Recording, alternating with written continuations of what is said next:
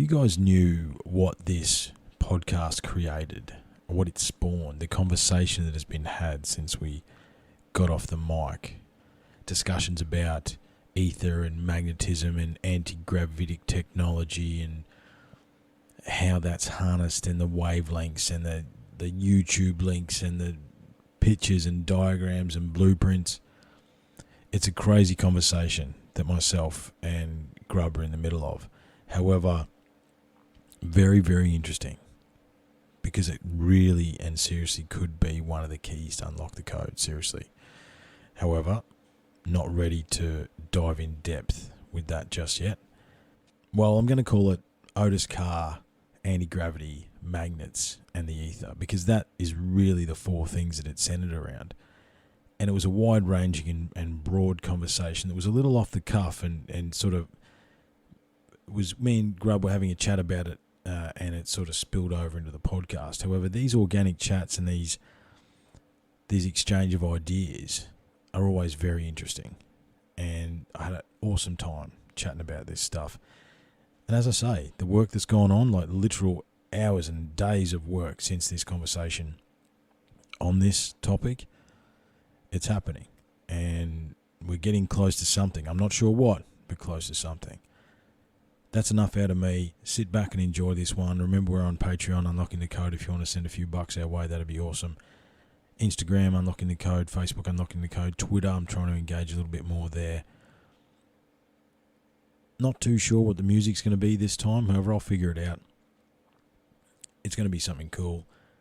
Please look after yourselves. Stay safe, be kind, be cool. Stay disciplined, and we'll talk soon. Cheers.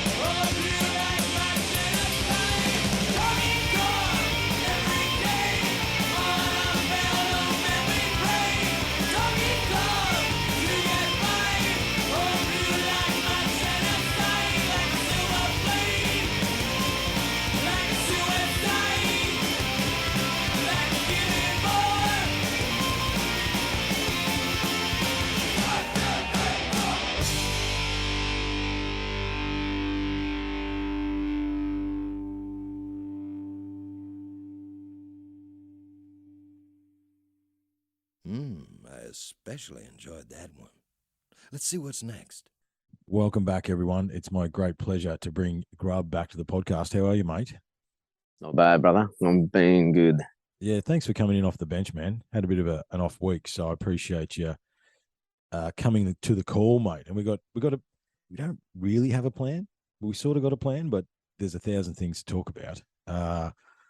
And you started talking about Otis Carr. I mean, that for the new listeners, there's a 3-part series that we did on Otis last year, and it was really cool. I actually really enjoyed doing that, but it's so obscure and no one really knows about him. So it hasn't been very popular, but it was a lot of fun doing. We really had a good time doing it.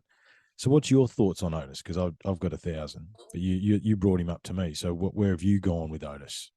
Oh, mate, after I heard your podcast on it, I not so much went down a rabbit hole, but it put a light bulb off or something, like how can I say? The concepts that he was talking about was actually so refined, that he actually produced something, apparently, you know what I mean? And there's photos of it, and there's a bit of, there's always a bit of it's all controversy, bullshit, conspiracy behind it all. However, is that not the play? You know what I mean? Is that? Well, I mean, from what you were saying, all these other scriptures that he'd written. Oh, his book was trippy. His book was trippy. A whole heap of devil comes through down through an occult lens, man. Like, yeah, that's really It could be. That's pretty profound. I mean, well, we were having a discussion before we turned the mics on. I think we're going to put a pin in. I'm going to find, because there's an Otis Carr folder somewhere, man. But you got to understand how many folders of research I've got. However, I'll find the book, and we may go back and focus on different parts of it.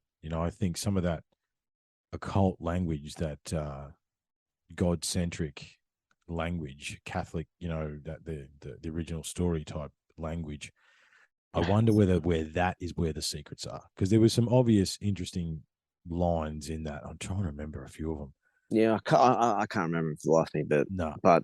I remember him saying something about how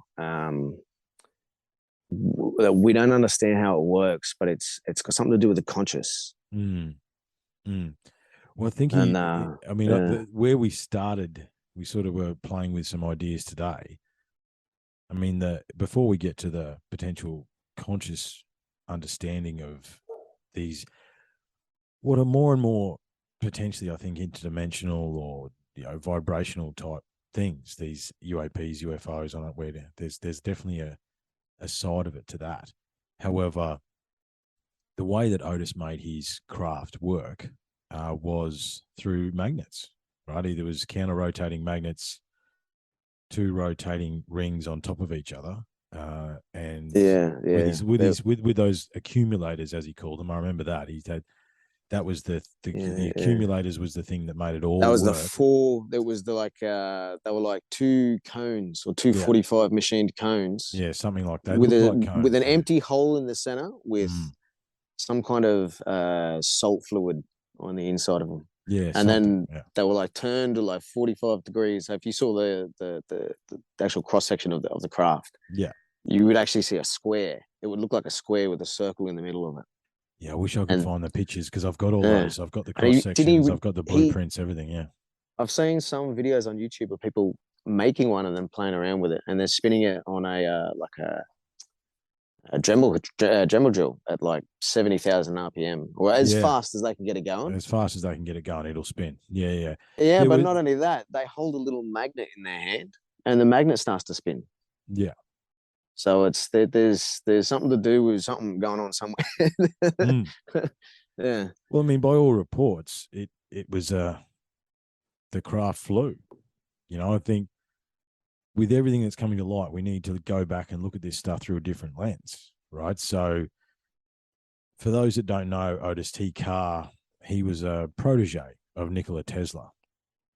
And he spent a lot of time with Tesla in Tesla's later years, when he was basically being, destroyed by the narrative.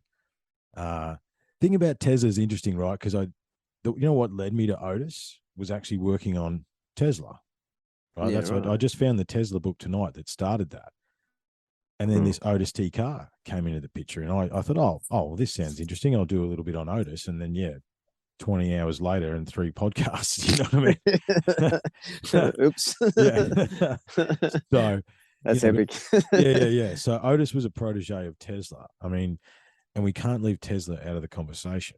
I mean, Well, no, we actually, talk about yeah. magnetism, we talk about energy, we talk about free energy. I think the magnets thing, like I told my wife tonight that we're talking about magnets, and we've had 1,000 discussions, and I go, magnets, right? Magnets, because that's the answer, man. You know what I mean? If we could harness the magnetic energy of the planet, which is free and it's everywhere, everything would be cool. You know what I mean? And there's also, I'm skipping around, but I was trying to, another piece of research that's sort of half done. There's another guy who basically wasn't perpetual motion, but once he started this thing, it didn't stop, and it was harnessing the ether, the magnetic energy of the planet. And he I think I don't know, he drove into a tree or shot himself in the head twice. You know, it was one of those ones where Now Otis went to jail. Did he did he? go to jail. Yeah. So basically, Otis got done for fraud, I think. Oh, that's right. It was it had nothing to do with his inventions as much. No, but, nothing to do with, because he was a bit of a look. Otis was he was a wheeler and dealer, and he got himself in a bit of a hole, and they jumped on him for that. However, that's right. Yeah. They didn't jump on him until after the second completed test flight. Exactly right. So they observed this craft leaving and coming back, and then they nabbed him. Right. And again, if you think about the descriptions of what Bob Lazar says, what many people are now coming out and saying and echoing Bob Lazar's story, that was essentially what Otis built. But in theory, it was from a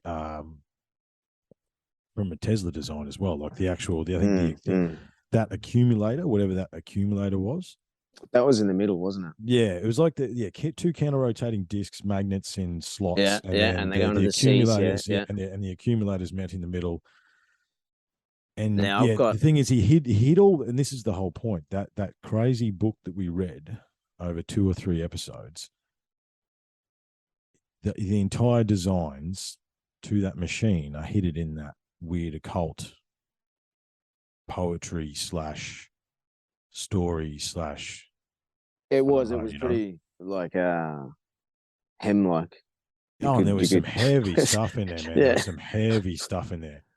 You see hymns out of it, though. yeah, and some twisted poems. Like I remember a twisted poem about someone dying, and then it was all, and then there was a story about in a meadow, and it was all about the movement of the wind and all this sort of stuff. But apparently he hid the designs in that book, which I'll find and send to you because we can come back around. I think that'd be a cool thing to do.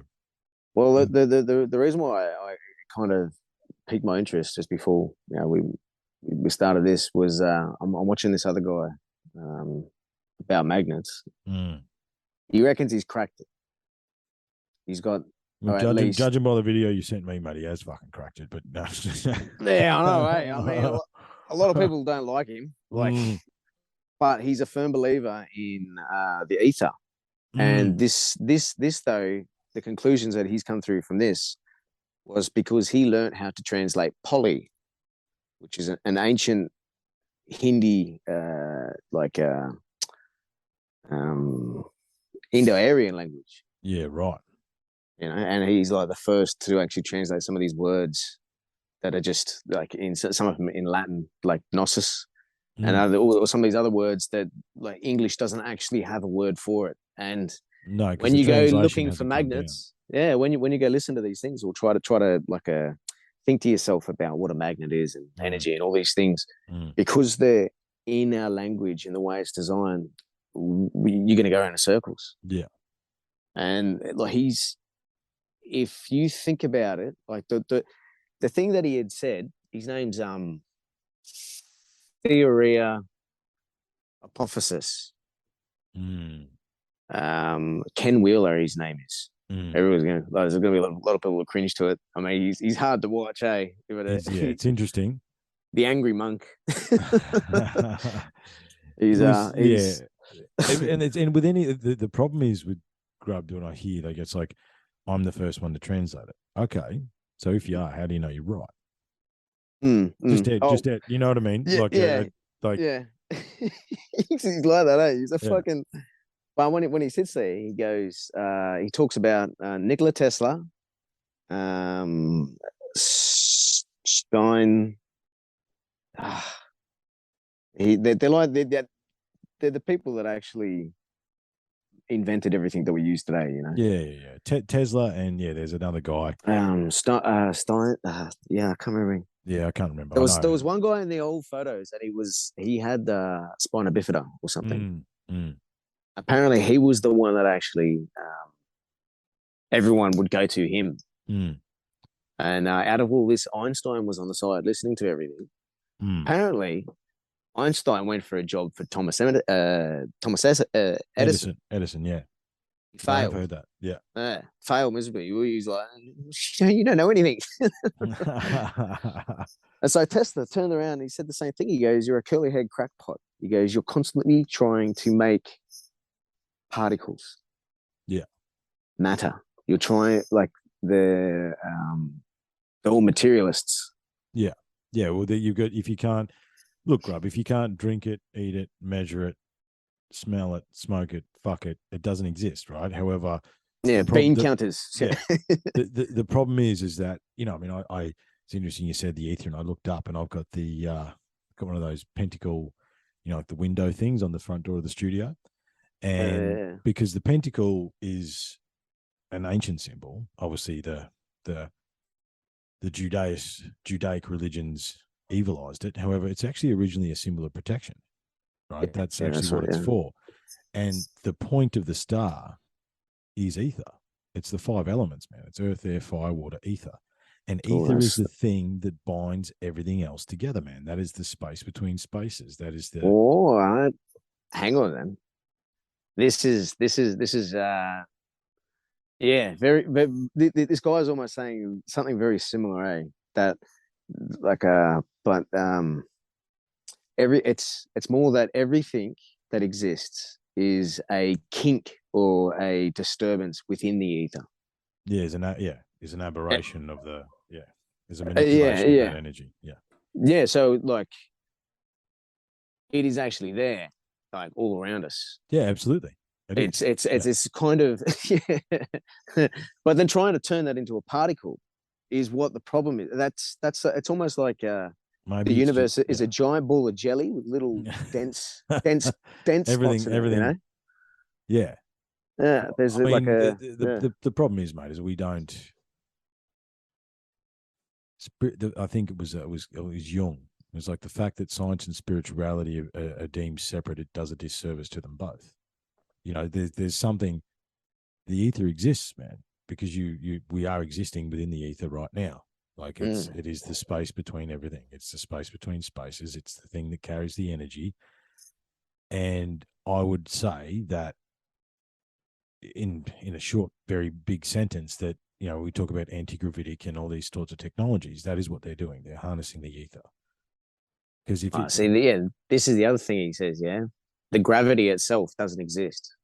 The gravity is like it is the expression of magnetism, but it's absolutely. Just from mass. So anti-grav would be like like gravity, magnetism, electricity, and light are all actually expressions of the ether, and everything is made from them. Yeah, you're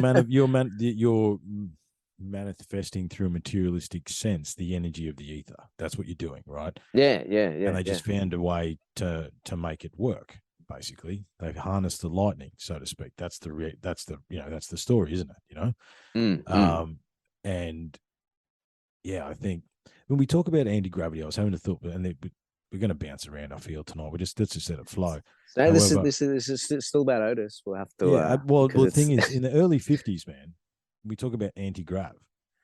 If you go back to newspapers and all that sort of stuff, in that time frame, post World War II, anti-gravitic technology was going to be the next big thing, right? There's all these ads about it, and there's all these things about the next, you know, TV shows, cars, TV shows, everything, man. And then about 1954, nothing. right? Basically, when Otis gets arrested, I think after that, fucking hell. it's dead in the water, Yeah. right? Because he actually had proof of concept. You know, I mean, theoretically, he had multiple remote anti-grav UFOs, drones, I suppose, and then there was at least one full-size one, and Yeah, wow. you know that apparently flew on a number of occasions. Yeah, there was also the orgone generators or accumulators. Yes, that was Same that's concept. the It was some type accumulator. of Yeah, yeah, that's right. Oh wow, was it? yeah. That was that orgone. That's the accumulator. That's the magical bit. That's the design from Tesla that it was Oh adapted. snap! Yeah. Shit, yeah, right. That's So the that thing. Whatever that orgone because he got accumulator locked up too, is. bro. He got Yeah. he died of cancer like weeks after he went to jail or something. I think. Well, the thing about the team that worked for Otis is they were like Otis was done for fraud, but all of a sudden everyone got split up and basically told if they ever speak to each other about anything that happened, then you know they shoot themselves in the head twice. You know how it goes. You know what I mean? Like and that was one of the weird things about it is that, yeah. I mean, there's that guy I can't remember the engineer that said he was in the craft. Yeah, there was the guys that Right. they all got into the craft. There was an indigo blue color radiating from this center object. Yeah. And then he goes, right, everybody get out and fill your pockets up with rocks and sticks and shit. Get back into the craft. And then the light came back on. And then they all like, what happened? We didn't go anywhere. He's like, what the hell? And he goes, look, check your pockets. They had all these random bits of stuff in their pocket. Yeah. And they're like, where did this come from? So none of them actually remembered going. They actually experienced the missing time. Yeah. But somehow he was able to not, I guess, or understand that that's what happens. Yeah. But I mean, so there's is that something to do with the consciousness and how consciousness is able to. Well, I mean, explain you would know. I mean, we started. You'd know about the indigenous wormholes between the Kakadu and Grampians. Stuff everywhere. Yeah. What's that, right?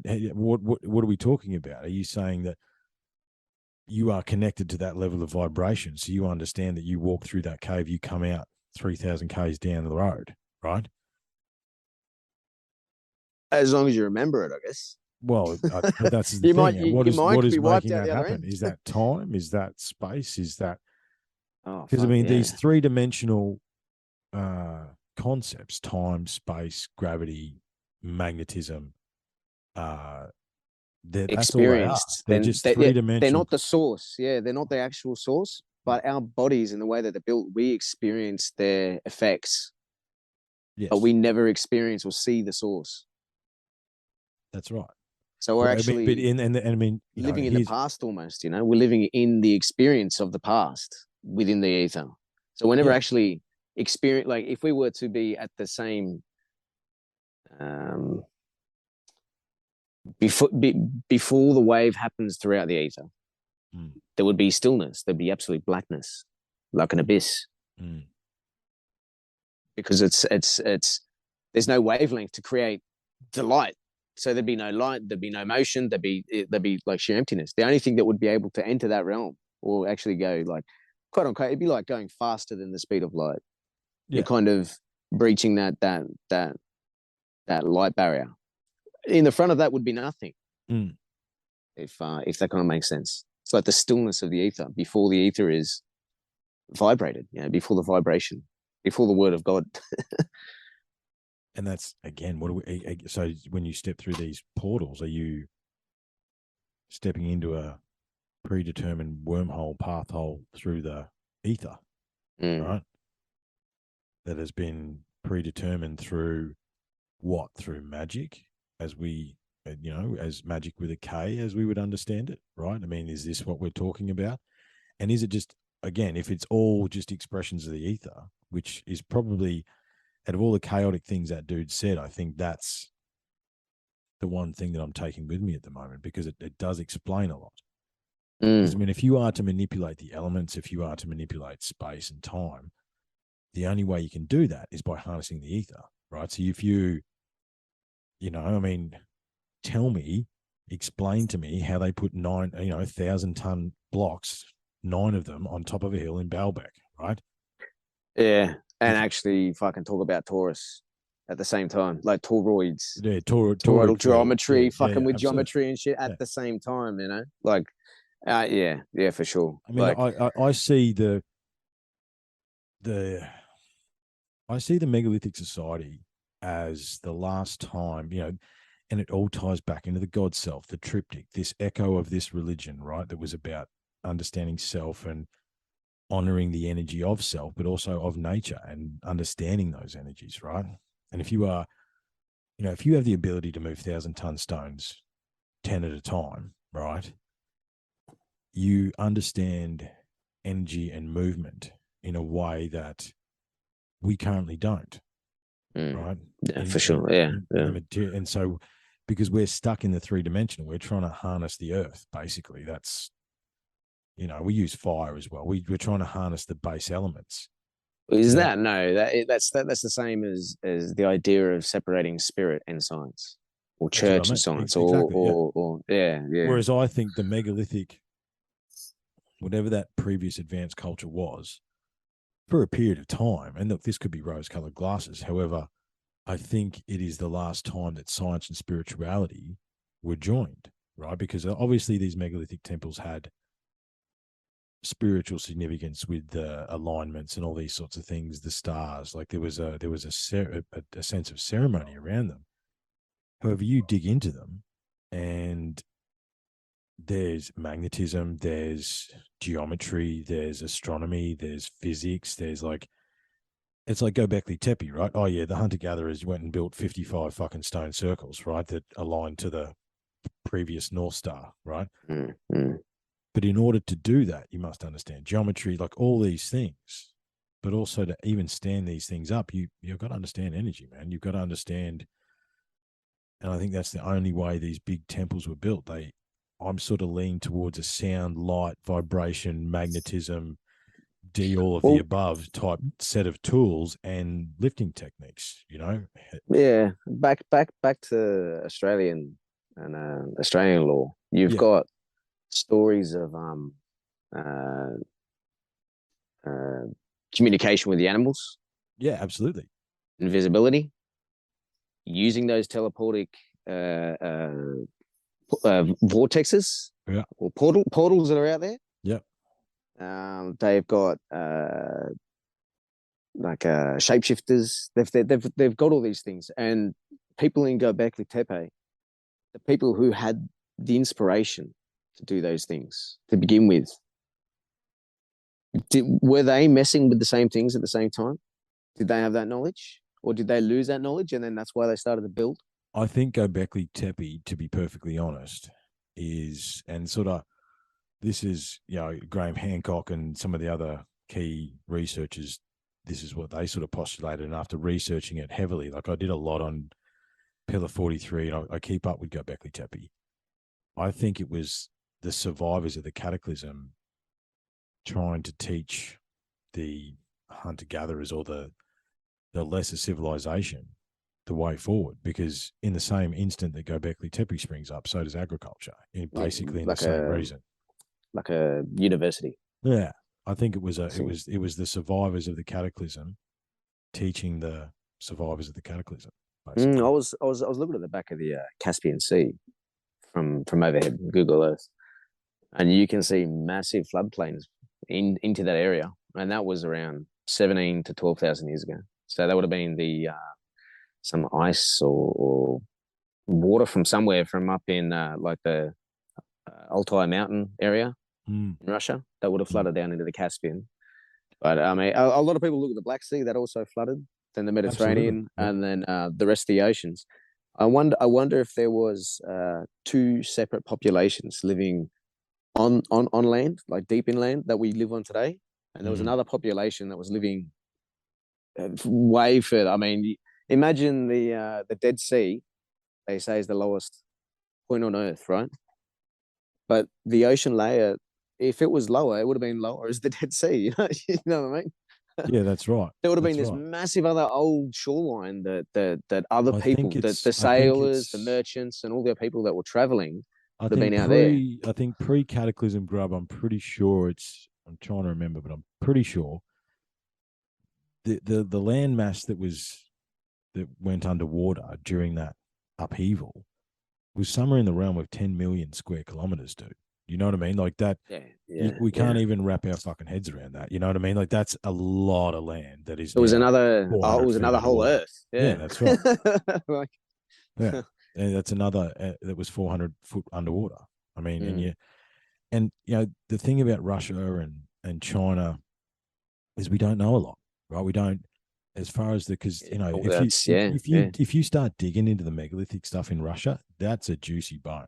Okay, there is Oh a yeah, lot, yeah. but because we exist in the Western civilization, it's hard It's to the find. Caucasus Mountains. It's like Yeah, the yeah, yeah. The birthplace Caucasus. of Yeah. some, us, like even though we might be from the UK, Ireland, Scotland, or some of these places across Europe, you go back further enough, everyone comes from those Caucasus Mountains, which is a little bit that's fucking pretty crazy. Yeah.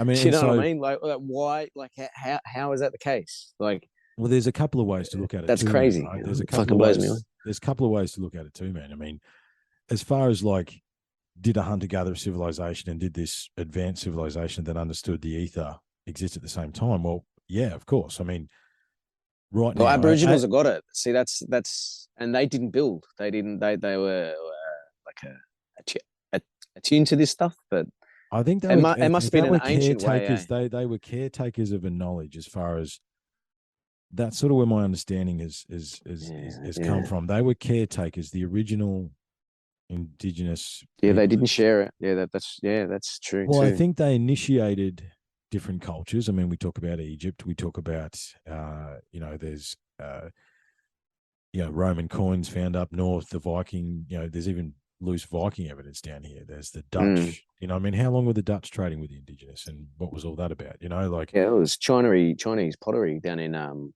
like a Chinese fine pottery where washed up on New Zealand shores once. They yeah, dug it that's up, right. found it, opened it up, Right. and like this shit's worth millions of dollars. Yeah, and that's, I mean, the thing about Russia. I mean, the China things.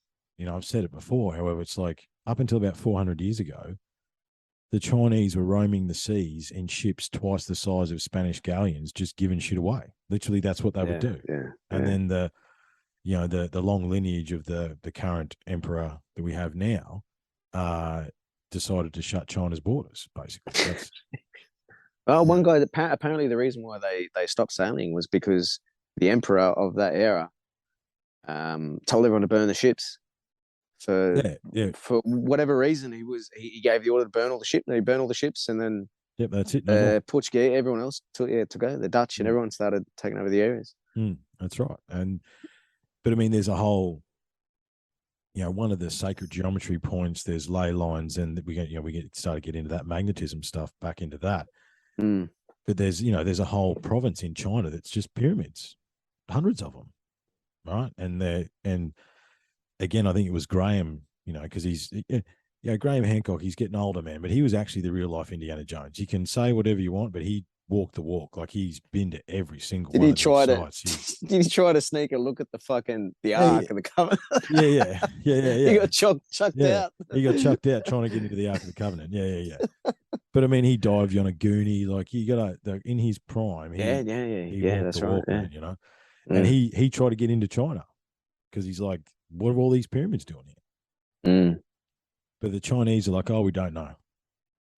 We'll figure it. We don't have time to figure that out now. We'll figure it out when we're ready. Yeah. And why is, you want to talk about magnetism, you want to talk about energy and torrid fields, pyramids, you got to talk about pyramids, because that's exactly what creates a torrid field. You know what I mean? You put a copper pyramid over a plant, you watch it grow, man. Like that's. If not only that, if you have like a shaped magnets, so within a lot of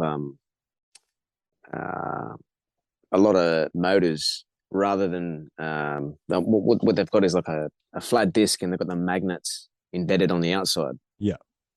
Around the circumference of the circle, right? Yeah. And then all those magnetic fields are redirected. So each one of them, to fit around the circumference, each one of them is like a cornerstone shape. It's like the capstone shape, right? Yeah. So if if the fields or the divergent fields are coming out from the South Pole and then going back into the North Pole, if the material of the magnet is narrower at that end, all those fields get condensed. Yeah. To get recycled back out the other side. Yeah. So within that toroidal field, right, you've now got, like, from what Ken's saying, and this also goes to the whole shape of the whole solar system, the whole galaxy, right? Yeah. The magnet doesn't have any north or south pole. That doesn't actually. And this is the whole you thing. can't The North cut Pole's a the South magnet Pole and the in South half. Pole's the North Pole. Exactly, yeah. Well, not only that, like if you get a magnet and then you get another magnet and you put them together, the center of the magnet mass and where the directions flow is coming from shifts up to the middle between the mass. Yeah, that's right. It doesn't stay at the two individual. Doesn't stay in one spot. That's right. That's right, it's almost like there's a disturbance of something being expressed in the magnetic field. Well, I mean, the other thing is too. I mean, I know you get your hands dirty and you spin spanners and stuff like that. It's happened to me heaps of times over the years that all of a sudden the tool that I've got is now magnetized. Right? I didn't put it on the little magnet thing. You know what I mean? Like I have one of those things. I can magnetize tools, but just working away, and all of a sudden you go to get the screw and it just hops onto the screwdriver. It's like I didn't do that, but now it's magnetized, right? Is the metal talking to each other and it knows that it's got to work together? Like, what the fuck is going on here? You know, like because I've often pondered that, you know, working on cars and stuff, and all of a sudden that tool you've got's magnetized. And the old cars. Well, if you don't know if the cars, there might be some type of charge. Yeah, well, that's what I mean. I think it could be you hit the one part of the car or something like that, and it's given it a positive or negative charge. You know, so there is a physical way to explain it, but it's still strange. You know how the magnetism work. I mean, you can't talk about. Yeah, there's no weight change in a magnet. No, you once it's magnified, there's no quantitative change. So you can't, like, I guess that's why this guy is saying, he goes, that's why maths don't like it. Mathematicians don't like it because you can't count it. There's nothing there. You know what I mean? Well, what's interesting too, Grub, when you talk about the magnetic field, and obviously seems to be the next control mechanism they're going to try and make it climate change. And we don't start on that. We'll leave that for another day. However, just purely about the magnetic field, right? So you go back to the science that you taught at school, right? So theoretically, the equator runs around the middle of the Earth. That's where the hottest bits are because it's the middle of the Earth, right? That's not actually true, right? It's so the South Pole and the North Pole are currently moving, okay? And the one thing they don't want magnetic pole, their magnetic poles are moving, not the physical poles. The magnetic poles are moving. The one thing they don't want the climate people don't want to talk about is that the ice is chasing the poles. Okay, yes, the ice is breaking away. It's breaking away from the opposite side of where the poles are moving. Oh, the fucking magnetic field's actually dragging the plate. Right, the ice chases the poles. Okay, because the ice buildup is actually about where the magnetic poles are. Okay, which opens a whole nother can of worms. Okay, however, the hottest parts of the planet are not. It's like, notice how it's been getting warmer during the summer in Australia, right? The reason for that is, Grub, is because the South Pole, which is the North Pole, don't get started on that, but that is going underneath us, right? It's not coming towards us, okay? It's going away from us, right? And on the other side of Antarctica, the ice is thicker than it's ever been. But on our side, it's melting. Oh, no, the ice is melting. Yeah, because the fucking ice chases the poles, man. Yeah. Yes, there. But what are the poles? Well, that's a different question. I mean, do we believe there's a spinning molten ball of fucking shit in the middle of the Earth, right? So, as far as I understand it, the standard model is there's a spinning molten ball of iron, right? An iron crystal or something. Yeah, in the middle of the planet that's currently spinning, and it's a magnet. It's a massive magnet within itself, and that is generating the magnetic fields which expand out around us. However, do we? The thing is like, do we actually know that? No, we don't at all. Well, see, this is fucking conjecture and theory. this is what I mentioned about the Mars and its volcanic activity. Yeah. If it's got it isn't the biggest volcano in the solar system is on Mars. Yeah, they think that. Well, I mean, we like Mars it looks like So a half if peeled orange. One side has of it got it's a totally core? fucked.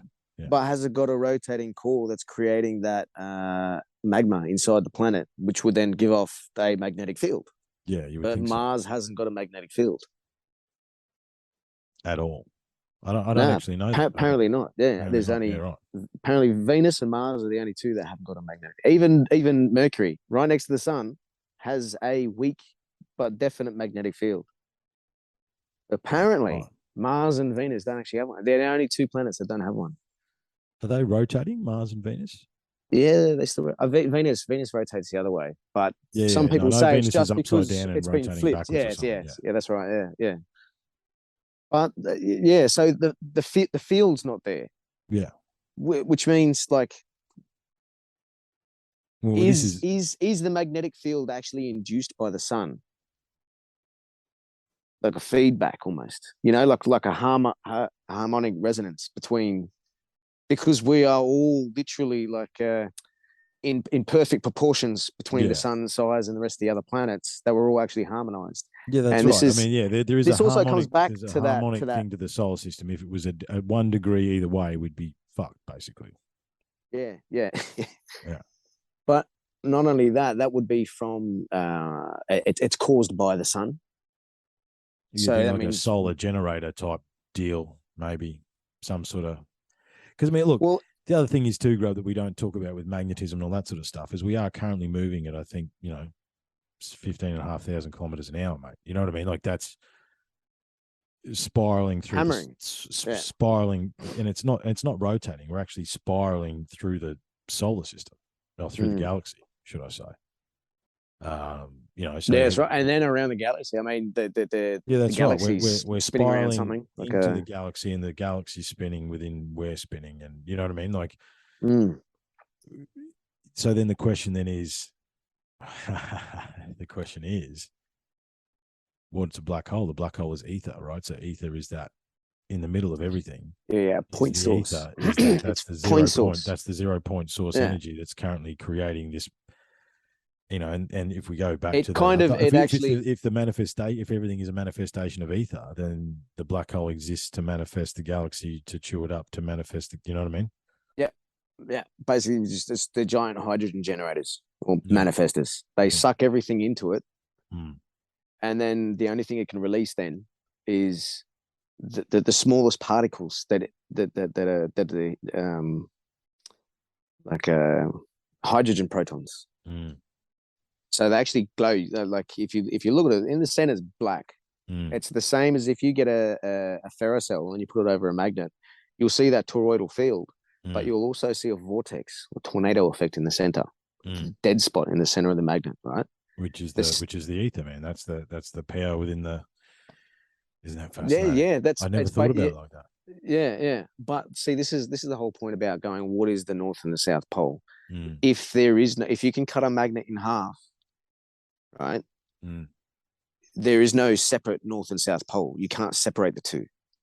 So that actual existence, or that experience, is actually in the dead center of the magnet, and that is what this dude calls. So there's a small black hole in the middle of the Earth manifesting the magnetic field. Yeah, that was the other thing I was actually thinking. That there has to be something emptiness. There has to be. If you cut an apple in half, like an apple has that perfect toroidal shape, right? Yeah. You cut an apple in half, and there's a big fucking nothing in the middle. Yeah, there's a void in the middle. And then in the nothing, there's like 5 seeds hanging in each one. Yeah. There's a void. There's a void in the center, and that center is what everything else manifests around. And it is an expression of nothingness. Wow. Of the pre the ether. So basically, this is what he calls the plane of inertia. Or what, after listening to the occult rejects and some of these other occult side of it, if you look at the what's the tarot deck card, and it's got the Wheel of Fortune on it, or it's got the Chariot, Yeah, well, And there's the chariot they and the say the wheel of chariot fortune. doesn't move, right? Okay, so the chariot doesn't move; Mm. it's stagnant. And that chariot, that wheel, the Buddhist wheel, that Oh, wheel, it's the wheel of time. There's the card you're that's thinking of. the wheel. That is the inertia. That is the plane of inertia. Oh, wow. And so, if you look at our solar system, right, there's the center, which is the sun, and then Yeah. that's got this massive magnetic field over it. It's Mm. massive. It goes so far out in space. It goes past the Oort cloud, Mm. but the Oort cloud and everything else that exists around Earth, around the sun, is because of that magnetic field and the It's point source energy that the sun is itself. And mm. then the plane of inertia is where our plane, the ecliptic of the sun, is where all the Mm. planets rotate around. Now, Mm. each planet, this is just a theory, right? Each planet, those magnetic rings, if you look under a ferrocell, you can see those lines that Mm. crisscross all the way around, like from a spirograph, right? Yeah. We're connected to them. We're connected to each one of them. And as you go out further, they're at a different speed. But because they're all rotating, magnetic field rotates. It has a plane of inertia. It spins. Mm-hmm. Mm-hmm. So we're all spinning around the sun, but because we're actually spinning on the plane of inertia, that's like you said, that's where the equator is the most comfortable place to live. Mm. Because that's not where the energy is settled. It's the plane of inertia. Mm-hmm. And then Oh, our man. Earth's plane of inertia compared to the sun's plane of inertia, imagine they line up. Imagine how much energy will be synchronized, harmonized between the sun and the Earth if Mm. our planes of inertia meet up. So the plane of inertia, and it's rotating, apparently right hand rule, it'll always rotate to the right. Mm. This wheel is because even on an atomic level, right? They have a plane of inertia. It's exactly the same thing. There's a toroidal effect. There's a ring around the middle, and there's a vortex through the center. Man. So, three thoughts, right? Number one, what's at the middle of the sun? What if that's what's, if we just said there's a tiny black hole in the middle of the earth, what's at the middle of the sun to emit that sort of energy, right? So, in order for balance to exist in the universe, like you just said, like It doesn't emit. Hang on, it doesn't emit energy. It no, releases energy. it So I mean, releases like, energy. So even still, because it's a what's the wavelength. Right? balance? Yeah. This is what he's trying to say about like it. When you see light coming from the sun, that's just the illumination that we witness. We don't actually witness the light. Yeah, not the energy. We're just getting the light source or whatever. Yeah, but this is like a, how can I say, like your light bulb doesn't lose weight as it emits the light. Yeah, that's right. It's not burning anything off. Yeah. Yeah, it creates a disturbance. So Yeah. so I guess um Mm. yeah, I was trying to, yeah, sorry. I think I No, that's jumped the gun okay. there. That's I okay. think I No, no, jumped the no. gun. No, you didn't have a complete man. This is Yeah. we're playing around. It's all good, dude. So second thought, we'll leave the sun alone for a second. All these free energy machines that we've seen, and I'm sure you've looked at more than a few. I know I have, right? That you can see on the internet, and they're all spinning, aren't they? All of them are spinning. Whatever energy they're harnessing, They're churning. Yeah, they're churning. they're spinning, right? And Yeah, again, yeah. it's about the balance in the middle that causes the energy. Okay. So then I went. So that's just from an energetic manifestation, mechanical, even like a mechanical manifestation, a spinning. It is. It is. I mean, yeah, Um, the water itself is not creating the that they like to say that it's transmuting the water into energy. yeah, yeah. It's a But you're hydrogen. not. It's a hydrogen stuff sort of thing. But But yeah, you're not. You're just no, dropping water over a wheel to turn like a the AC generator's never changed since yeah. Since Tesla Tesla invented it. made it. Yeah, Yeah, yeah. yeah, So what from what I can understand, they get like a magnet or two plates that create a magnet, yeah. With the copper a wiring in the magnetic middle. flow. Yeah, and they put the copper wire in the middle. And what they're doing, because the ether, the magnetic field or the effects that we can witness with a magnet, that's an expression of the ether, a disturbance in the ether, right? So now you've got the ether concentrated in these fields, and then you get these coils, and just like an egg beater, you beat those fields. You warp those fields. So you've concentrated the ether in a spot, and then you churn it. And then when you churn it, you reverse that magnetic field to turn, like, rather than being divergent, they become convergent, and it turns that magnetic field and reverses it, throws that through the center of your cable or whatever it is it's going to receive this effect of electricity. Well, I mean, and this is, again, I like how you just said that, the effect of electricity, right? Because tell me how electricity runs down wires. Explain that. It doesn't. Okay. All right. You know what I mean? From what I've this idea from this Ken Wheeler dude. This is another. I love this idea. The speed of light and the speed of electricity, basically, it doesn't exist. So basically, if I got a giant broomstick from here to you, and I hit one end of the broomstick, how fast does it hit you? It's instant. That's true. It's an induction. So it doesn't actually travel, and that's why you can have that spooky action at a distance. Well, I mean, this is what are we doing right now, mate? We're currently 300-400 clicks away from each other? Over wavelengths, straight over wavelengths. And what are the wavelengths of what? Right. There's a wave. The wave is not, the ocean is not the wave. Well, so the wavelengths are we talking through the ether, mate? You know, I mean, that's exactly what we're doing. That's my point. Exactly. Yeah. There's no little particles coming from your phone to the aerial, and then from your aerial, there's not emitting or shooting little fucking darts that come to the next one, because it's spontaneously it's a wave through the ether. Yeah, exactly. It's a wave. It's a disturbance in the ether. Yeah. So it's instant. It's fucking yeah, which is pretty crazy. Shit science. It's crazy. We just don't think about it. You know, we just don't think about how unbelievable it is what we're doing right now, because we are communicating through the ether. And I'll give you the current theory of a magnet. This is the current theory of a magnet, right? Hang on. Again, I want to get to that. I just want my third thought, because this is what probably the most profound, because it comes back to the God self, right? So we think about a spinning magnet. We think about the void in the middle of the magnet that manifests regardless, right? That spins around and all these things. What is the true manifestation and understanding of God's self? It is existing in that void, man. It's existing in that observational state where you can be the middle of the fucking magnet, dude. You are in that point of polarity between the dark, the light, the negative, the positive, the masculine, the feminine. That point source. Yeah. That is, I mean, that's the we have to have one in of God's us. self. Exactly. And that's what they're trying to repress, man.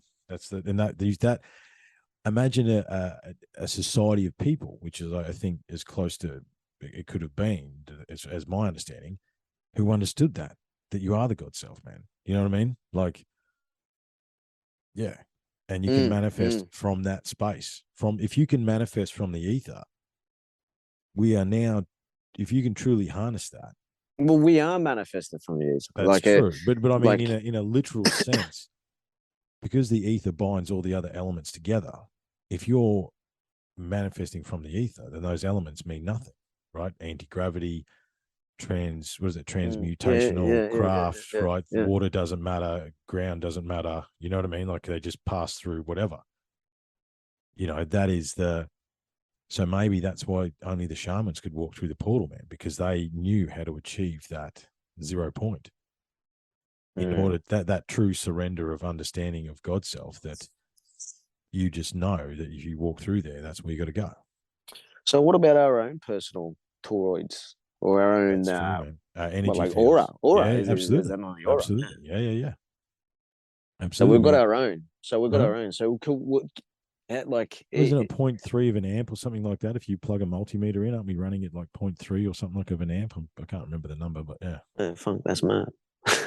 Yeah, if you the salt, the water, and the you stab a multimeter into yourself, you run at about 0.3 of an amp.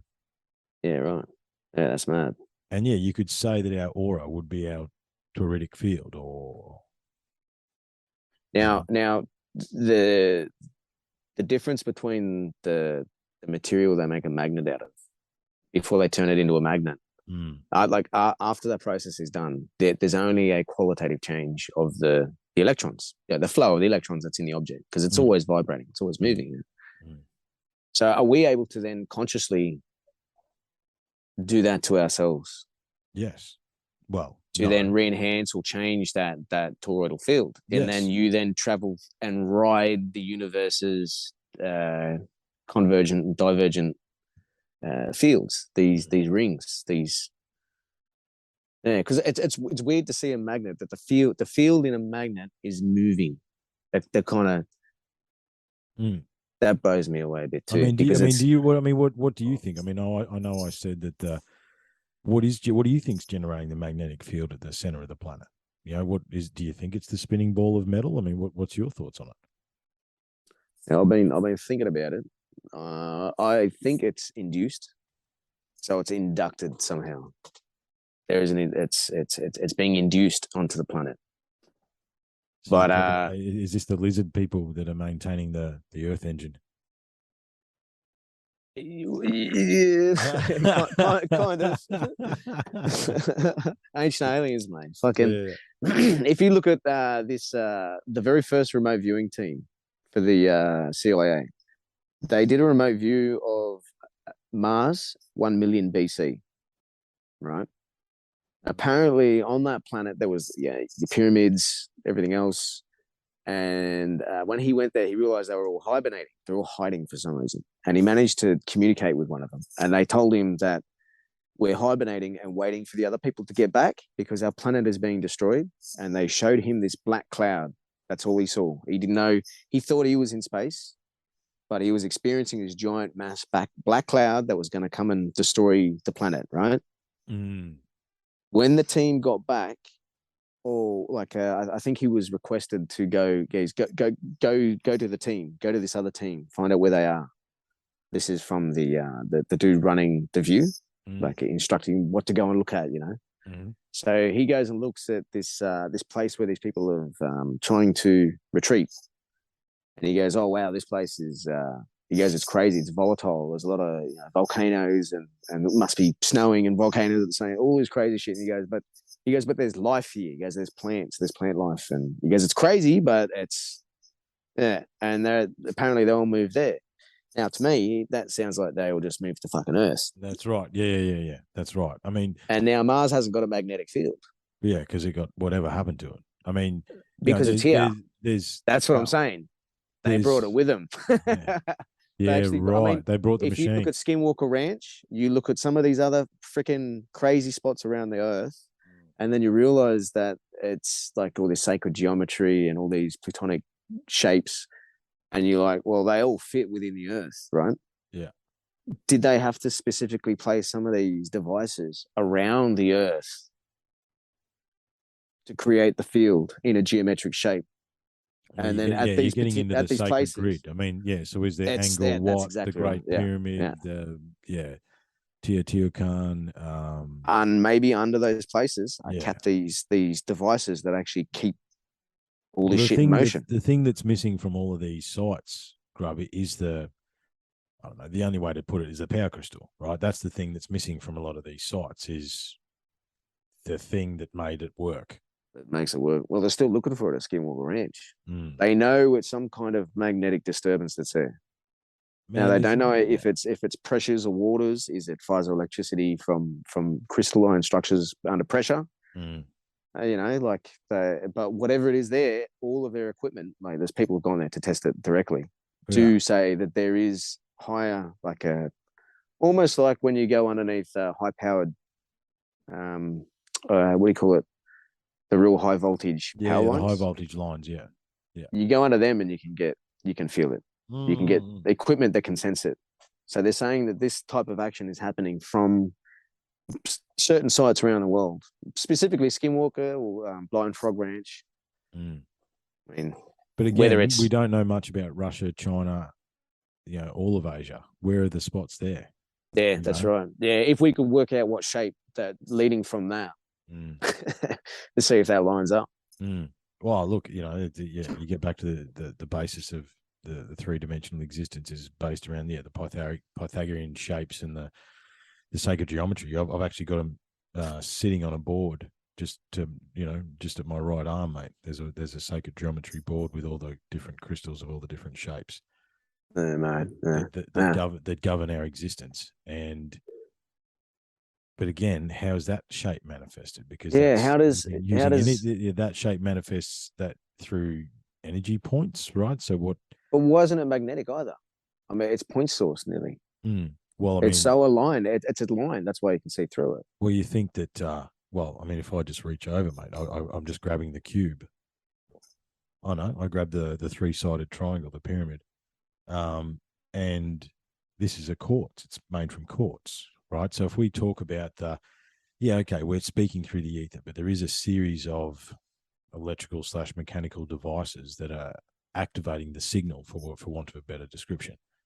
And at the core of every single one of these devices is quartz, dude.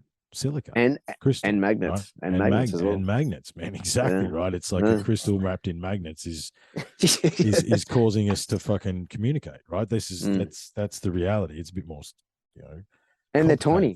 They're fucking tiny.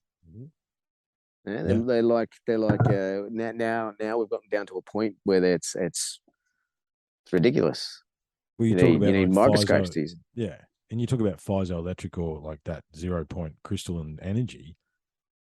There's that cave in Mexico. I think they flooded it now.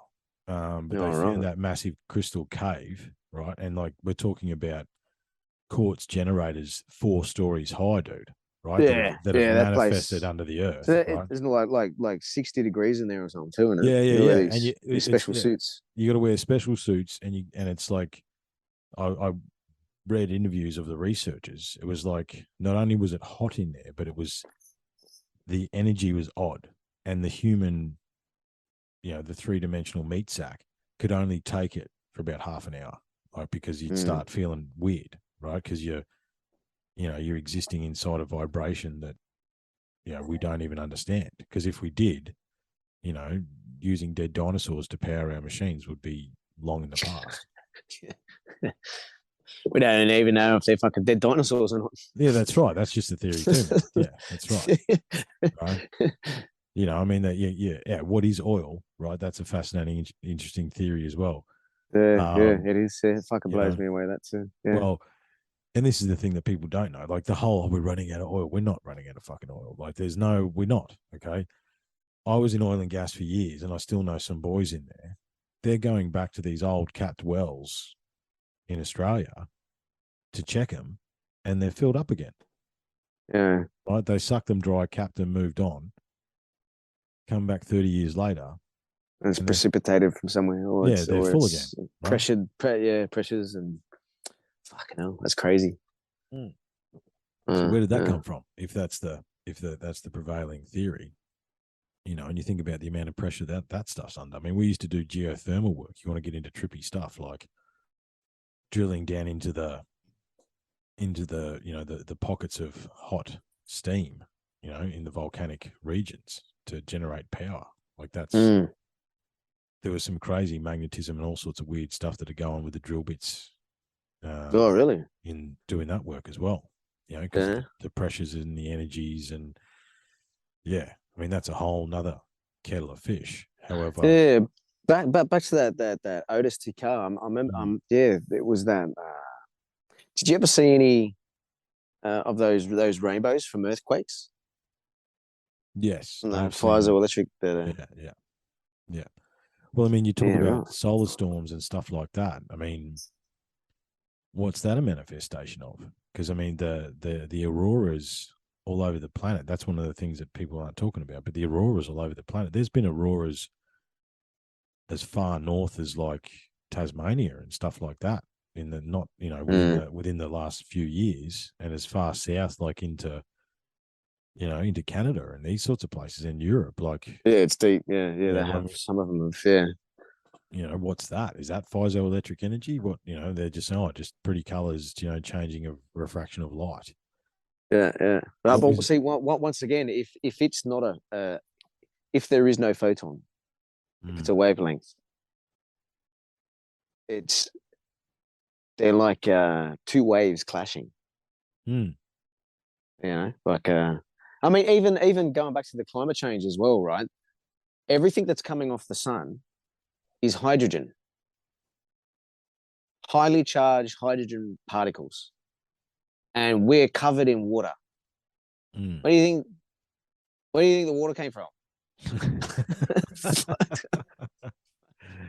Yeah, Why do you but think cloud? It doesn't. I think the Japanese and some Finnish scientists have done some studies on the climate about clouds, and they've found that clouds do, and they do form from above.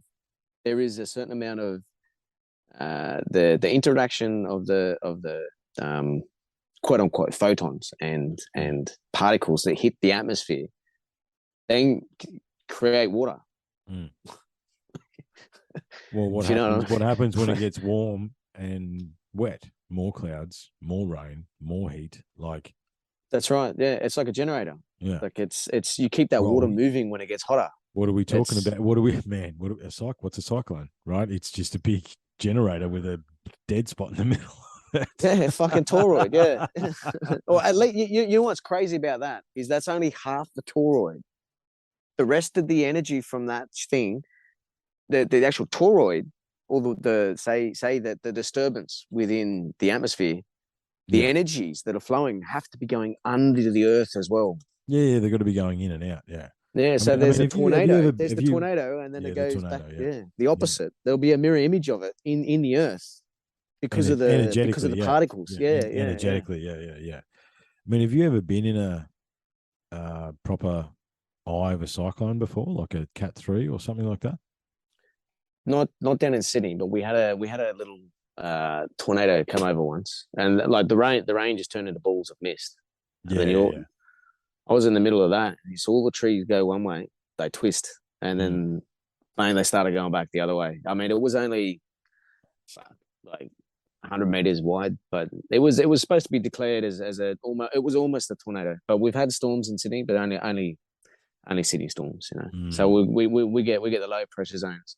They Yeah, want to up them now. They I think you will be whether seeing they've dropped the tornadoes standard regularly. or not, Yeah. but I reckon that those storms that you're seeing up there in Queensland, I'm certain that they're moving down. Oh, Like absolutely. I've said for years that that band is spreading. Yeah, that band that used to be peaceful in the middle or whatever. That yeah, it seems to be like a well, wide. this is what are we talking about, Grub? That's because the magnetic field is moving underneath us, and that instability of the merging of the negative and positive fields, which Mm. causes the heat and the the disturbance, right? Which is why you have the monsoon season across the We've got a blue sky. Yeah, that's right. Yeah, right. fuck. Yeah. So that's the reason, right? That's because the magnetic poles are moving, the ice is moving. It also explains that if this is the case, right? So then think about this wasn't where I was going to go, but I'm going to go here anyway. Antarctica was free of ice at one point. Maybe the magnetic pole was in the fucking ocean somewhere, man. You know what I mean? Leaving that, Mm. and then because of that's the yeah, there's it was a theory I started working on 2 or 3 years ago now. That I needed to dedicate more time to. There'll be a book in the refinery here somewhere of the research. However, that could explain so much. I mean, and then you talk about strength of magnetic field over time. Okay. What do impacts do? Yeah, how does it fluctuate? Yeah, how does it? What do Yeah. impacts do? What do caldera volcanoes do? What do these mega storms do? What does that do? Because that, as you say, that energy is not only going down into the earth, but up into the atmosphere as well. I mean, these things are causing, when they see from the ISS, you get the photos of the cyclones and stuff like that. Stuff's insane how big that is. Mm. And what's that doing? Right. I mean, how do we, There's a lot more of those. I think they're called Steves. They're called Steves, and they're like really high atmosphere lightning, like pinks, and they're like greens, and I've they've got these seen different that. Yeah. colors. Yeah. I've seen so many of them recently that people have actually taken photos of them with their cameras from the ground. Mm.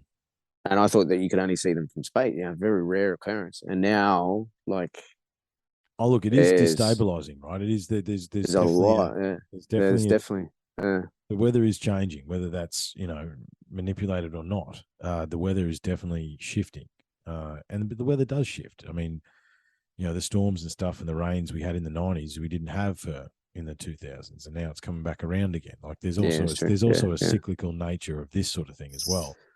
But I mean, the eye, that's what I was getting. I mean, I lived up in the territory and stuff for a while. So I think like Cat 3.5, I think, was the nastiest cyclone I've been in. And yeah, the eye because the eye passed over Darwin, right? And it was weird, man. It was weird from not only because everything was all messed up, but all of a sudden the sun came out and the birds started chirping.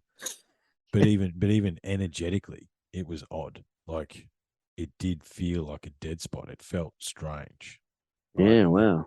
And then as the other wall approached us, the energy shifted in the air. Like it was like there was a noticeable effect. Yeah, it was a noticeable effect. Because all of a sudden it was like, we got to go back inside now. And then half an hour later, everything was going back the other way. You know what I mean? Like that's yeah. wow. Yeah. Right. So I mean, again, there's another mirror of the black hole, the 0 point source in the middle. That's a fascinating, and I think, I mean, what do you reckon? I mean, we started talking about Otis. Do you think Otis built his machines? Do you think he flew? I do. For sure. Further I get away from it. The thing is, what he was doing with the salt water and the magnetic fields and everything else, right, is to me, I started going along the line of he was actually like that accumulator that he had in the middle. That was actually accumulating a consciousness. Right. So what is? But that's the hard question, Grubby. Isn't a consciousness? What is consciousness? And we still don't even understand that. Like we don't know why you're. If you get your brain, right, you remove the salt, you die. There's no connection there. Yeah. You remove the water, there's no connection. If you remove the fats in the brain, which is basically the matrix where all this sits, all the electricity and the actual the goo. Yeah, that's right. Yeah, it's made from these three things, right? This dude had salt water in a spinning little object. I think he had 4 or 5 of them. Yeah. Those would rotate and then they would fall through a magnetic field, almost the same like an AC generator, but it would rotate only in one direction around these C-shaped magnets. So the magnets would have the north on the top, the south on the bottom. So the plane of inertia was in the middle. These little spinning what do you call them? Squares. They were like spinning square cones. The name of the accumulators. Shape. The accumulators. They were going through this magnetic field, which is basically you got salt water. So you've got half of it there, and then you've got the matrix. And the matrix was a magnetic matrix. It's like a mesh of magnetic fields. Concentrated magnetic fields. Yeah. So then it spins almost like an AC generator, but then it's not so much electricity that is accumulating in the center. It is a disturbance in the ether, or is it becoming a radio receiver for the inertia of the ether, of the 0 point energy? It receiving it, and because that's almost identical to the way that the consciousness works within the mind. That the body itself is the radio. This is the same. This is what this Ken Wheeler describes it as. Your body's the radio. The aerial, if you remove the aerial, break the connection, right? The connection's still there, or the transmission of the wavelength, or your soul, the wavelength of your soul is still being transmitted. It's just the device is broken. So what he's done is created some type of conscious device that has like a bit, the way it affects the ether, it sucks the ether through it. So in doing so, I think it's something to do with if you notice in the design, when you stand in the craft, you're actually standing directly above the accumulator. So you're basically standing directly in the middle of that dielectric, that circle in the middle. Yeah, and I think you've got to be. There's a reason, if you think about it from a field design type point of view, there's a reason that you'd have to sit Stand. sit or stand within that sphere, because you're within that 0 point, right? If you're a materialistic being outside of that bubble, for want of a better description, you'd be torn apart. You just and then in some way or form. That's right. Yeah. Or turn into plasma or something. Yeah, that's right. Yeah, your molecules would evaporate or something. Yeah. And in doing so, it somehow, for one, it creates light without heat. So there's a glowing, the object or the solid object in the center starts to illuminate. Yeah, well, I mean, if you go back to the descriptions of the Tic Tacs, you go back to the descriptions of these supposed UFOs that flew, they hovered with a shimmering blue-ish discharge when they first started up, coming out of the bottom of them. Right? Yeah. That's been the description that has been and no heat, no generation. No, there's nothing. They just seem to, like, there's some type of disturbance there that it seems to be like filtering through almost there. It's incredible, eh? Yeah, well, I was talking to Anthony about that with these, because harnessing this ether, this 0 point that we're talking about, the water doesn't matter. Flying into a mountain doesn't matter, right? For whatever reason, you like I said, you are existing you're in the ether. Front of that light. Yeah, that's right. You're kind of actually at the back. You're existing in the space between spaces, right? I mean, you go back to some of the Star Trek stuff that I didn't realize was like channeled and all this sort of thing back in the day. Like Gene Roddenberry channeled Star Trek or something. From the future or from another timeline type deal. And it's like space is the thing that's moving, right? Like if we were to have proper warp drive, we're not moving. Space is moving. We are manifesting ourselves through the ether to that point in that's what he said, wasn't it? That's what he was saying, wasn't it? He goes, you don't move the ship to where you want it to go. You wait for the Earth to get there. Yeah, that's right. Yeah.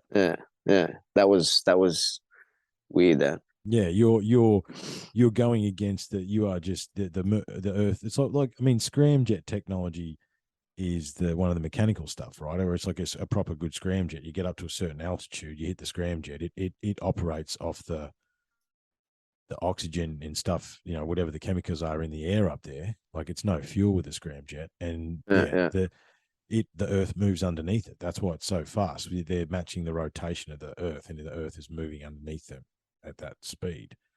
The thing about the magnetism and the anti-grav stuff with that design, I'm having flashbacks of a conversation I had with Angus during the Otis stuff, and it was like our question was, okay, so you can build a craft like that on Earth that manifests the magnetic ether of this planet, machine, whatever, right? What happens when you get off-world, right? So are you then... Because if we're saying that this craft is using the magnetism and the magnetic fields and the ether of the Earth or whatever planet it's doing it on, when you're in between those two magnetic fields, what's propelling you? You know what I mean? Yeah. I mean, that could be the plane of inertia, how everything turns right, the right-hand rule. Or at least there's that, but then there's also the sun's magnetic field or the sun's toroid. But then the universe itself is a toroid. Yeah, well, the galaxy is a toroid, and the universe, we don't really... Well, this see, is one of these things. Do we actually that's the crazy really know, bit, Grub? We don't really know, man. We don't really know that the universe... Well, is the universe a big spinning galaxy, mate? You know what I mean? It's relativity. That's the only decent thing that I could say about Einstein is his relativity is a beautiful description of the fractal nature of the ether. Yeah, that's actually very well put. That's very well put. That. Yeah. I mean, because it's everything is toroids. So if everything is toroids, and toroids aren't vertical lines, they're rotating. So there is a how do you say? Yeah. They're spinning. Do you know what I mean? Everything's There's spinning. Everything's spinning to a point. They're actually, these fields are spinning. That's why it seems like they're not moving. Magnetic field isn't moving, because but we're it all is. It's spinning. actually spinning. Everybody's spinning. It's just depending on So where that your means the vibration ether is. The ether's field that we keep like fucking with and bending, tinking, is actually, we might pinch the ether so that part of the ether doesn't move in that inertia. If you know what I mean. So if you're in that 0 point state, then yes, that's, well, I mean, that's the whole thing as to why we don't, technically we're down under, right? So why don't we just fall off, right? That's the inertia making us think that we're upright when we're actually really not. You know what I mean? That's a trippy thing to think about. Like it's like gravity. There's no force. It is just inertia. Inertia and acceleration. Mass and acceleration. You know what I'm going to say. Force, mass equals acceleration. Blah, blah. No, it's not force. Gravity isn't force. I mean, we can, the maths works. That's just what I'm saying. But the actual description of gravity being a force is wrong. It's a manifestation of the magnetism of the inertia of the planet. Yeah, which is why it's different on different surfaces. I mean, you can experience that just putting two magnets together. You feel them, but apparently there's no. They don't actually attract each other. They're actually falling into a null void between them. So they're trying to attract themselves to that plane of inertia again. That null void. It's if you get two equal, or it doesn't really matter, equal or counter space and space. It's looking for that. That's the lock to its key sort of thing. That's it wants to be that. Yeah, right. Which is why you can't split them in half. Yeah, that's fucking insane. Because it's invisible. It doesn't exist. The plane of inertia isn't actually there. It's not an actual. Well, it is. Yeah, it's like the illumination of the light. Like, but we don't. It's like the light. But what is the source of the light? Like, we only witness the illumination, but we talk about light, but we're actually talking about illumination. Yeah, where's it coming from? Yeah. I did like the match analogy that he used. It's like, look, I mean, what have I got the lamp on? I got the lava lamp on, and the light on above me, which I wish I had turned off. But anyway, it's too late now.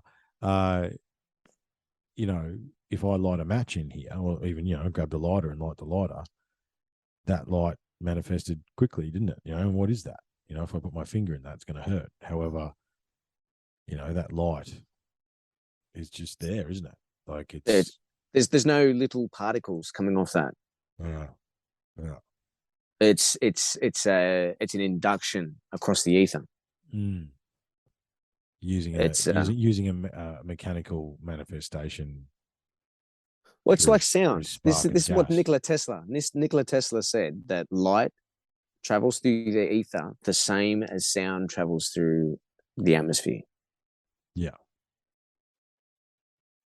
It's actually the rate of induction that you can induce into the atmosphere around us. And the air can only induce that sound at that speed. You go into water, it goes faster. But the wave, the sound that we're hearing, isn't the disturbance, the creation of the disturbance. It's not the light. Yeah. So light is going to be working the same way. It's just that the speed of induction of the ether is instantaneous.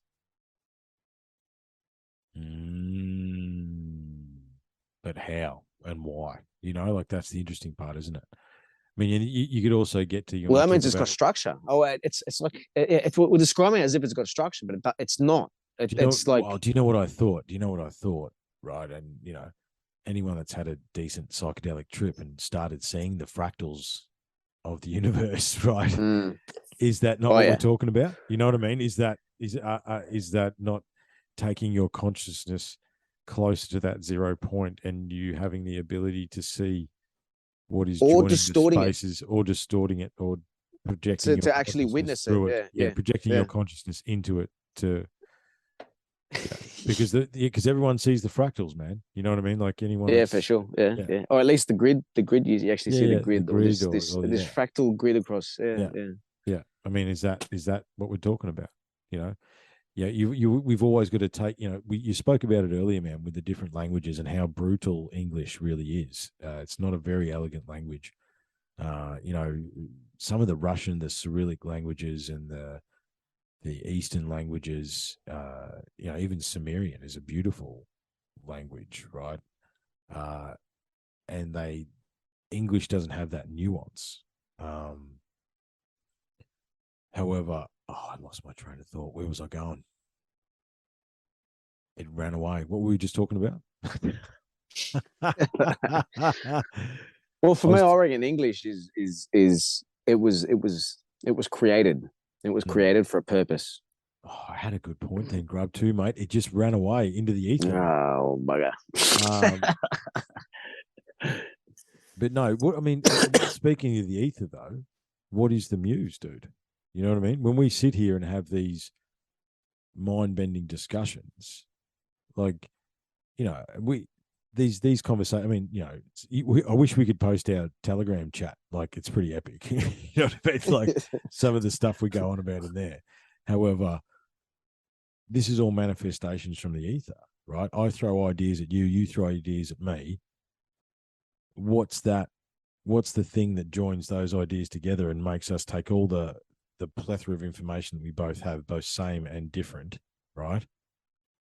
And then gives us an answer, gives us that repeater back. Like you said, there's a connection there somewhere. With that information through our consciousness has either gone to our higher self or gone into the ether or whatever, then come back and gone, hey, what about this? Yeah, there's got to be something that we can apply. So is ether the muse, I suppose, is a deeper question as well, right? Well, yeah. No, I understand. Yeah, 100%. It's almost as if is the ether manifesting itself through the muse in a three-dimensional existence, bro? Well, if you see if the ether is God, it wants to experience itself. So it's created consciousness in all forms, in all possible forms, for it to experience itself. Yeah, and what is consciousness? That means we're like a black mirror. hole. We're conscious? like a mirror. Is a black hole conscious? Is it aware that it's sucking life into it? Right. Yeah. Is consciousness the ether, or another expression of it, another mode, or is it? We come back to the God source, man. That becomes something else. Where's our soul, our higher self, our spirit, our whatever it is, that thing that makes you Grub and me, right? Whatever that is our manifestation or our expression of our frequency. Yeah, yeah. Well, we got to use it. We got to use it like a try this remote viewing. Try from that. I mean, always use discernment. Yeah, absolutely. it's one of the most important things. Like, don't try and channel something that's crazy. Keep your mind to yourself. Don't give someone else your mind. That's not a good idea.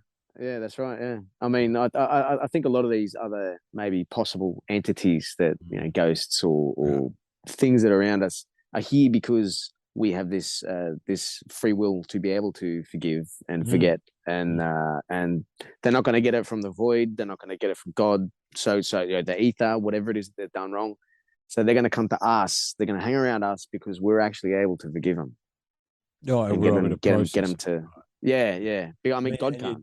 No one else can. So we're kind of here to actually maybe balance those things as well at the same thing. I mean, is that why aliens are here? Because they know that we can actually, whatever this quote unquote, forgive them and let them move on. Yeah. Whatever this experience was, we're able to manifest it in a different way to them, I suppose. I don't know, or process it, I suppose. I don't know what made me think of it, but I mean, you talk about manifestations of ether, and you talk about spirits and stuff. Like, I think I was talking to someone the other day about this. It's like there's still, and I'd have to look the numbers up. Not quote me because it's been a long time, but there's still X number of exorcisms that happen every year in Australia, right? And it's like, I've seen it. Yeah, there's a few murders along those lines too. Yeah, that's right. You want to talk about spirit manifestation of ether and darkness and light and all that sort of stuff. I mean, there's all those expressions there too. And people go, oh, that's not real. Well, talk to the priest that does it, mate. and then tell me about it. You know what I mean? Yeah, Like, there for even Catholics. yeah, yeah. It's true. Yeah, yeah. You know, I mean, it's very tricky for the Catholics are very they're the ones it's kind of where I learned discernment from. yeah, They're like no to everything. yeah, but yeah. they're one of the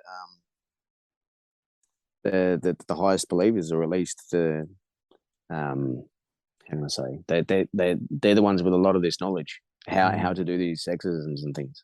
Yeah, but And is that? I wonder, Grub, whether that's look, let's be honest about it. They fucking stole everything else, mate. So I wonder whether or not that's that knowledge has come down from. Because again, you start playing in the ether. Okay, so let's go back to that science versus spirituality, or science and spirituality civilization that existed. Because there's a couple of storylines, isn't there? One of them is they got too big for their boots and they started manifesting too much out of the ether, and the universe doesn't like that and gave them a smackdown. You know, there's that story as well, right?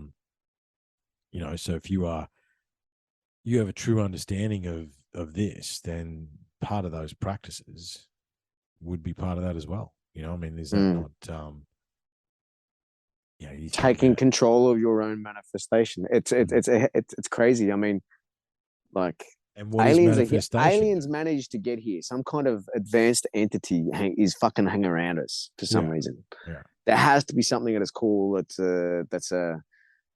that's very, very unique about us for some reason. That, like, and if it is something like we are actually balances of the universe in some way, that it had to just manifest itself to balance itself out, and then we just do what we do and we make sure the universe is good. But if we learn how to actually fucking take control of that, or we're nothing. Yeah, well, yeah. Or we're a slave planet. You know what I mean? Oh, well, that too. But for some reason we're here. I mean, why would be like, what are we doing? Yeah. Other than actually thinking about things for them to feed off, because it's not physical. They don't want this fucking can of beer that I've got in my hand. They don't want that. So why are we creating it then? There's a lot of waste of materialist things that aren't disappearing off the planet, except for maybe gold. There could be things that everything else is just to fuck around, but the only important thing is the gold.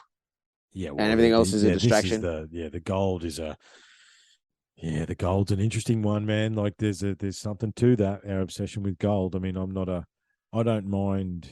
Gold is cool, man. Gold fucks with magnets too. There's a dielectric property of it. Yeah. There's lots of different things. Yeah.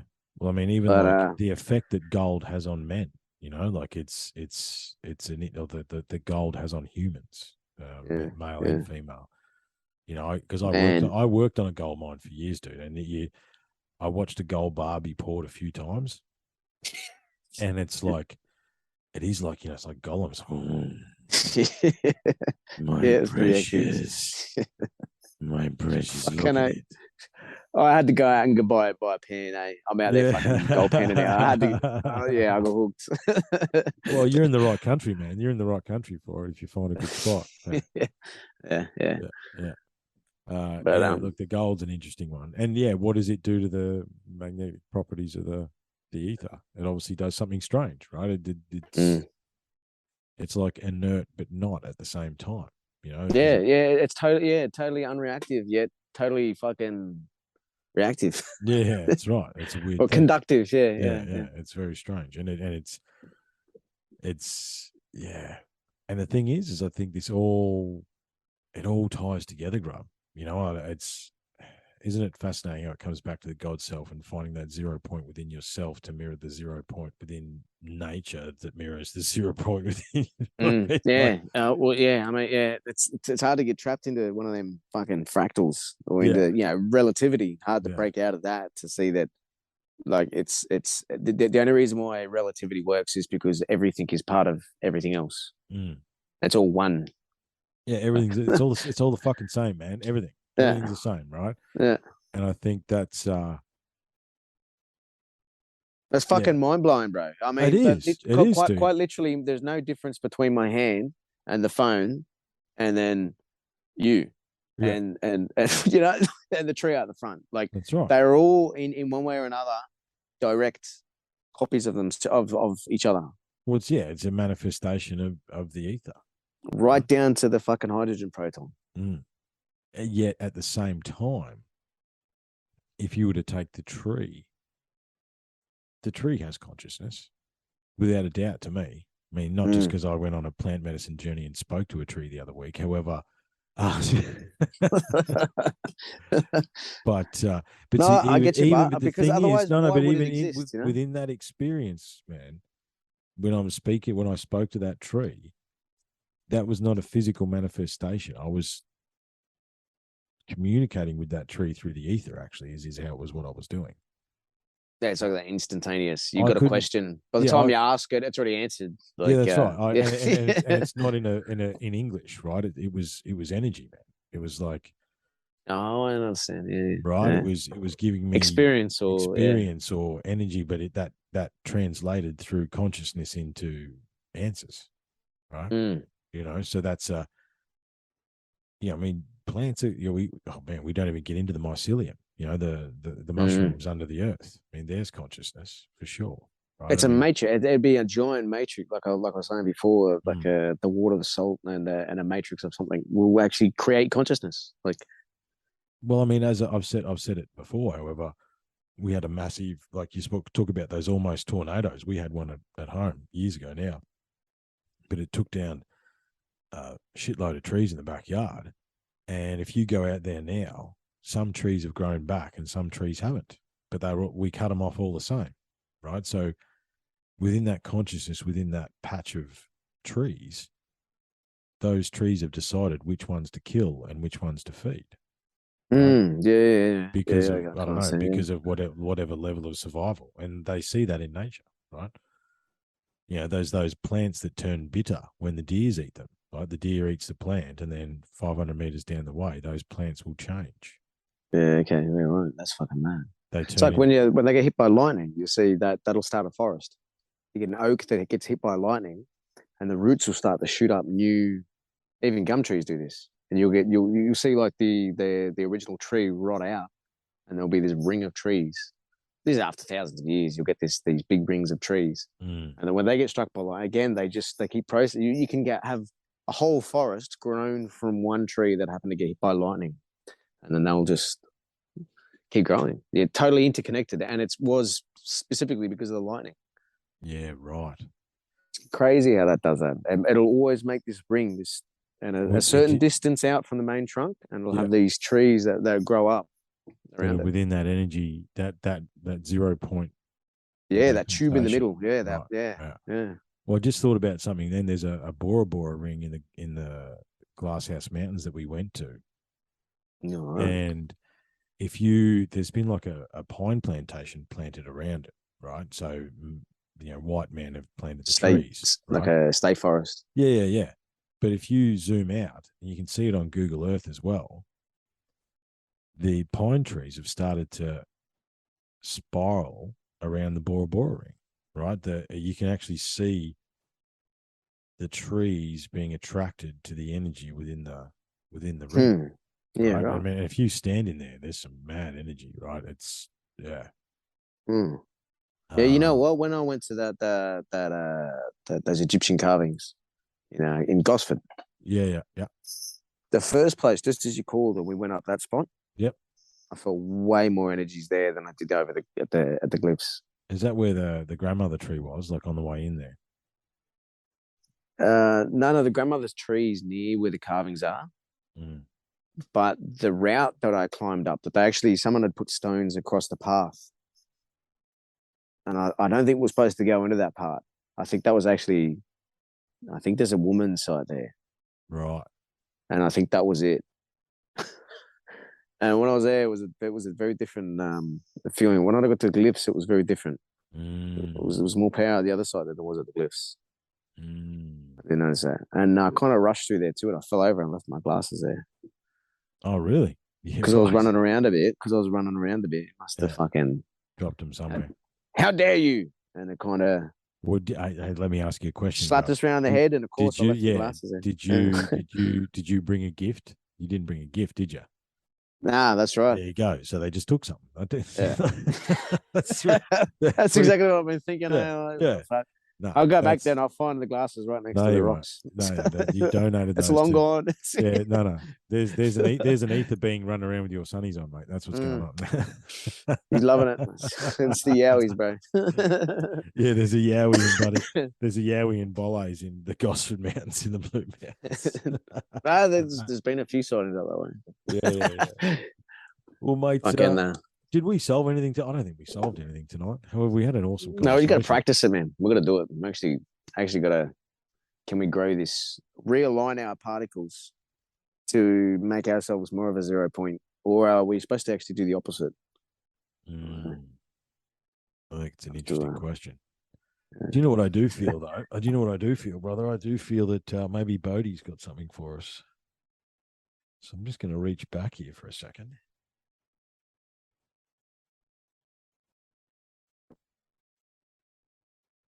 And we're actually better be random because that's crazy. We're going to use the Wisdom of the Elders, right? So this is in one of the new books. So this will be only the second time we've. Oh, right, it's a different one, is it? Channeled the Wisdom of the Elders, man. This is actually like every page has got multiple quotes on it. So I'm just going to see what page we've got, and I'll see what quotes jump out. All right. So for those that Grub can't see me and no one else, but I am closing my eyes, I promise. All right. So flicking to the page. Yeah, that's it.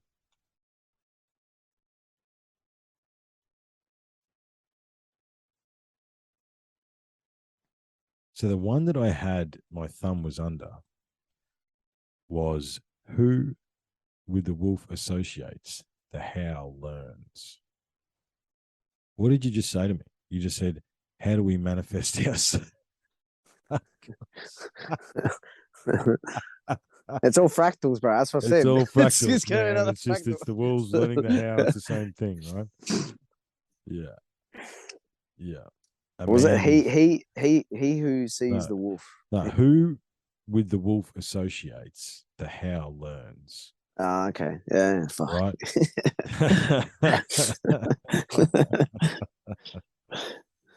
We just gather, bro. It's like a gathering.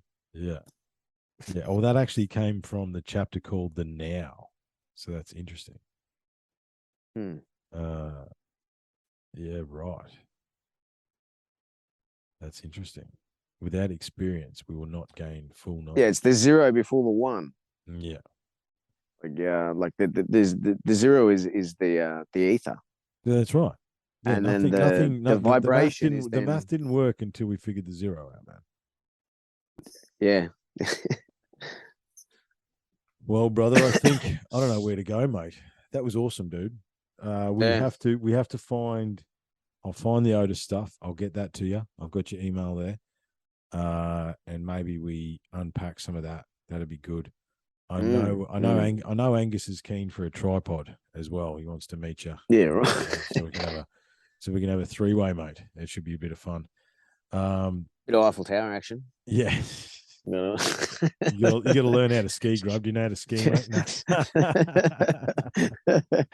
No. This idea with this guy actually giving good description of what the ether could be is that's why I think we could then look back at this, right? Like instead of a North Pole and a South Pole, there is just the inertia plane. Yeah, so some of these things can really might we'll have to watch more of those that everyone hates this dude, eh?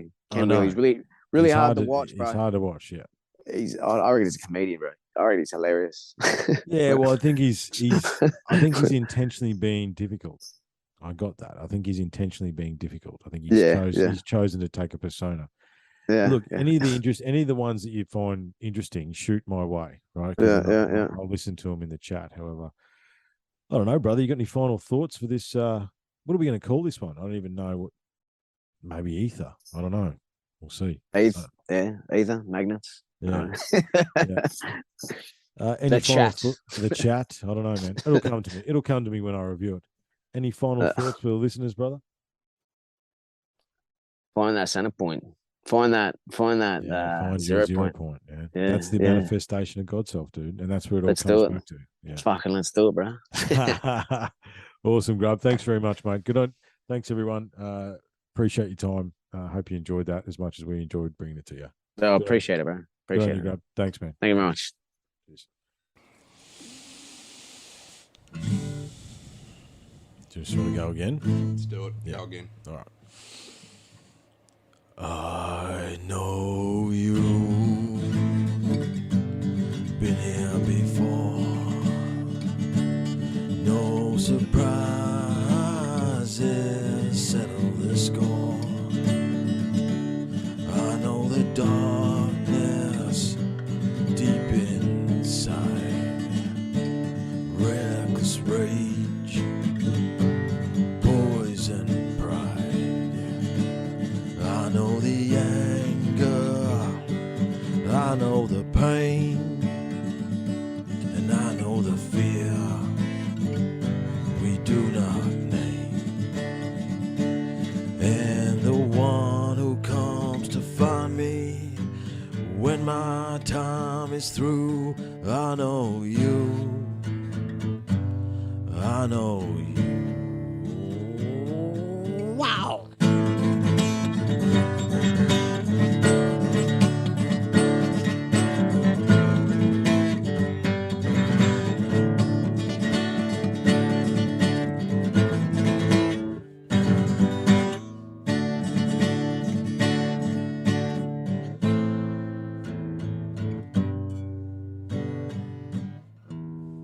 I know you.